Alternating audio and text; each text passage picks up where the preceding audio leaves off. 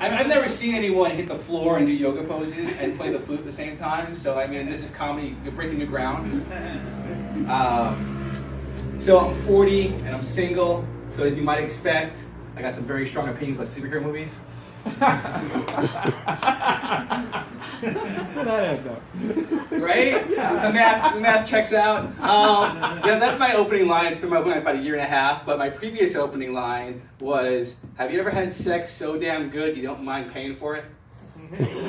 See, it's an improvement. Like that's what it's a journey. You learn what works and what also doesn't work. We're having fun. So, let's see. We're talking about dating, obviously. I actually have gone on 2 dates with the same girl in a row, and she came to see a comedy show, and that was pretty fantastic. Nice. Because like, as bad as this is me at my best. Like, so you gotta put yourself in the light. Anyway, what I found is that once you make an honest human connection, you kind of lose interest in comedy. So I don't know how you happy people do it, because like my comedy is fueled by just inner misery and pain and the slightest bit of hope, and I lose the funny real quick. So and I don't think it's a worthwhile trade-off. So with any luck, this will end pretty quick. And it's going to end. This is only very small prospects. So let's see. Let's see. Things I'm thinking about. So I don't know if you guys saw, there was like just incident in India. There was like a sloth bear versus a tiger, and zoos are always chronically in need of money. Starve the animals for a couple of days. Mm-hmm. We can intervene. And I mean, like, people say that's cruel to animals, and I'm like, okay, I get that. Let's do cruelty to humans instead. I mean, and I don't mean like just like some Hunger Games, just selecting people at random. I'm like, let people indulge their stupidity and need for self-destruction. Like, so you just have like $100,000 permit, and if you buy it, you can go, mano a mano, barehanded against a gorilla. Because there's a lot of stupid bros with way too much money who can tie on a couple of six-packs and go, I've been taking Brazilian Jiu-Jitsu for 3 weeks. I think I can take me down a gorilla. I'm going to lock in that chokehold. He ain't never seen a rear naked choke. Get my hooks in. And, and man, that zoo would never have as much money. So, I mean, that's still back, we live in luxury, like 5 swings, not this like pitiful 1 swing and a 10x10 camp you see. And if by some chance that rich, stupid bro beats the shit out of a gorilla, I'm okay with that. Like, when the revolution comes and all the stupid rich people are put against the wall to be shot, be like, no, not that guy. I saw him on pay-per-view kick the shit out of a gorilla. He's on our side. He's an honorary revolutionary. And this is class warfare.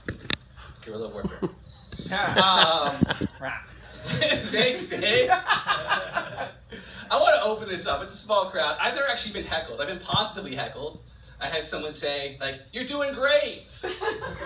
Which I thought I wasn't, but like I appreciate it. Like that kind of positivity is what I need. So if anyone has something they want to say, just it'd be great for practice. I mean, Richard kind of sort of helped me last week. He's like, I'm far from my material. I don't know where I'm going with this. He goes, fake a hammy. Just tap out. Works for sex, works for comedy. Right? Fake a hammy and go down. That's my strategy for any problem, sex or otherwise. So. Do you imagine they cheer you on like they do cheer kids at the Special Olympics? Oh, like, you're doing great, buddy. Keep on going. That's what I think, right? So, okay, this is going to sound like a humble brag, and I'm going in there, right? All right. So, I had a girlfriend, and she was like, in her 40s. And by that time, a girl knows exactly what she wants, right? And that's been explored by other comics. That's not where I'm going with this. Like, but they give you a roadmap, right? It's not hard to make a girl come when she's over 40, because she knows exactly what she wants. And so I had sex with a girl, and she had a bunch of orgasms, right? And being insecure, right? Because we're comics, right? I'm like, was it good? And she's like, look, if I'm having orgasms all over the place, you don't need to ask if it was good. And some people might say, well, that's comforting. Hey, that's pretty good. That's not how I felt. What I said was, she didn't answer the question.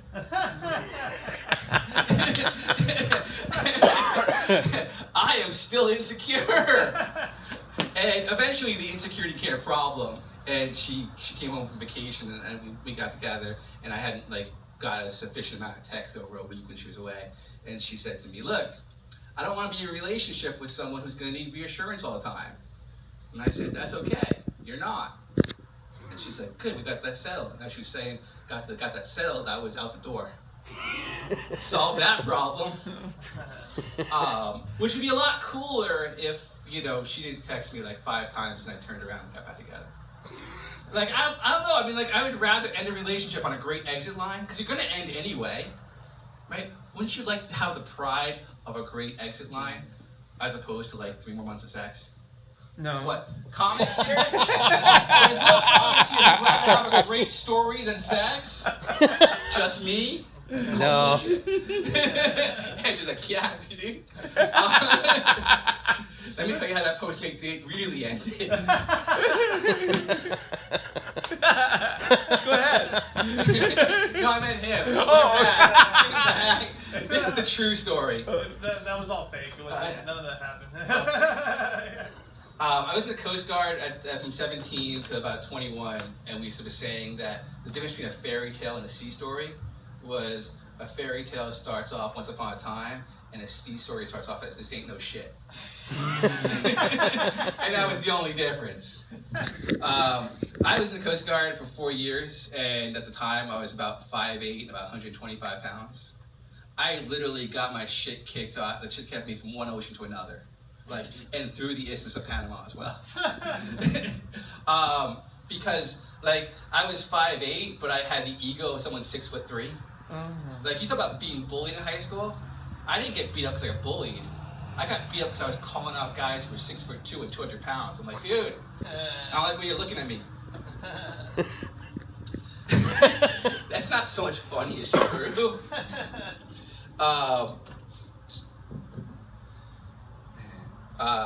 Someone's heckling. Where's the heckles? Yeah, I need some interactiveness here. Interactivity. All right, give me a topic. So I have to take topics because I like the spontaneity and creativity of improv without having to deal with the people who do improv.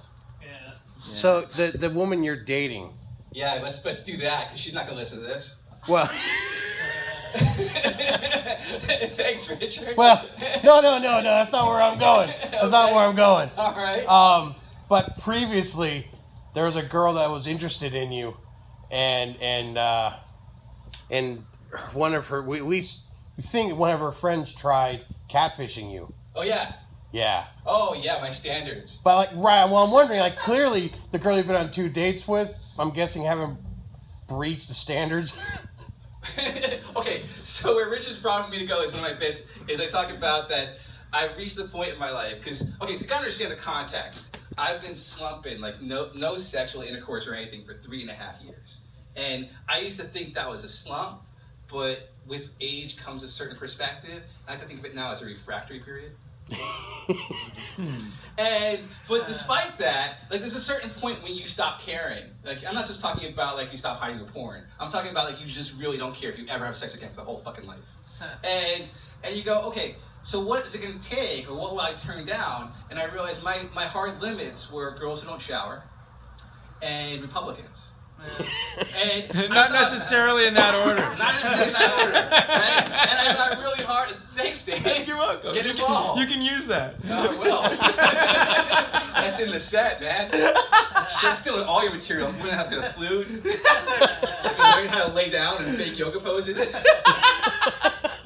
I'm expanding the repertoire. And I'm not gonna heckle you anymore. there goes my whole set, dude. I'll never headline Fountain Valley again. Anyway, so I thought, but I didn't just come to this randomly. Like, I thought a long time about how I felt, like, what was my line? Because I had a friend, and she dated a Republican, and she's still dating him, and, like, I'm trying not to, like, unfriend her. But, like, every time I see her on Facebook, I'm like, I could just hit that button. We can be friends to click. You know, because I'm concerned that, like, conservative values are a venereal disease. What if she becomes infected? She can't be my friend. So anyway, so I thought long, like, where's my boundary? And I thought, I would rather date a murderer than a Republican. Now wait, I want to clarify. I'm not talking about any old murderer, which is fine. I'm a criminal defense attorney. Got no problem with murderers. They're good people. They pay on time. But when it comes to dating, right? I don't want to date any old murderer. Okay? I want to date a murderer who shares my progressive values. Like, they got to be like some Robin Hood type murderer who targets the rich, like very specifically, and not just like, you know, like the rich who like don't eat the CPAC or the Koch brothers. I mean, shit. If someone took out one of the Koch brothers, you know, I wouldn't just have sex with her. I'd put rose petals on the bed. I'd make an occasion out of it. So anyway, that was my line, and so I was talking to this girl online, and first I cleared that she wasn't a Trump supporter, and I was like, okay, you're not a Trump supporter, but she just started like talking about social justice warriors and snowflakes, and I was like, and she was coming out to see my show. So this wasn't just a girl who was willing to be with me.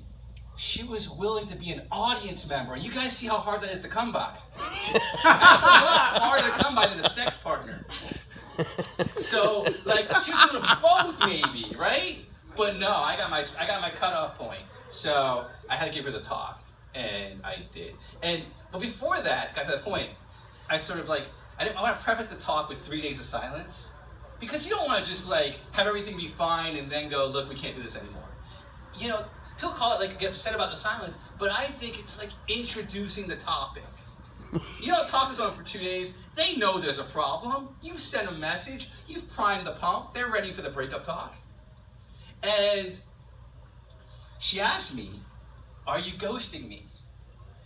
And I was like, how do I respond to that? I mean, I could respond with silence, but that seemed over the top. So I sent her a ghost icon. And I was so proud for thinking of this. But the only ghost kind of had my phone, because I didn't download any, was this big, smiling, waving ghost that's so happy to see you. And, you know, when I sent that, she just sent back, you know, a gif of smacking my damn head. But I'm like, that saves so much time.